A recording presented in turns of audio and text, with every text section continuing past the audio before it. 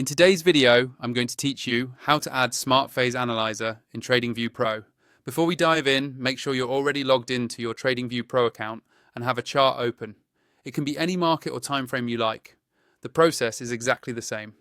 We're simply going to add the Smart Phase Analyzer as an indicator on that chart so you can start using it in your analysis. First, look at the top of your TradingView chart. You'll see a button labeled Indicators along the toolbar. This is where all of TradingView's built-in and custom tools live. Go ahead and click on the Indicators button.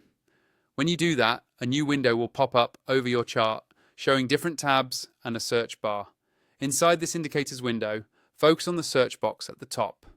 This is the quickest way to find exactly what you're looking for, especially if you have a lot of indicators or access to community scripts.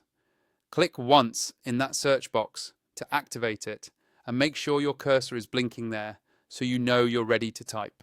Now start typing the name Smart Phase Analizer. As you type, TradingView will automatically filter the list below to match what you're entering. Take a moment to confirm the spelling so the indicator appears correctly in the results. When you see Smart Phase Analyzer come up in the list, hover over it to make sure it's the correct one, then click it once. As soon as you click, the indicator will be added to your active chart.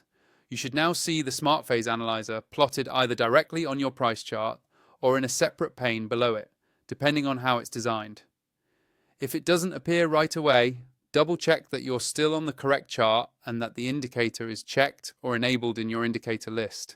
From here, you can adjust the settings to fit your trading style. To do that, hover over the name of the indicator on your chart and click the settings icon.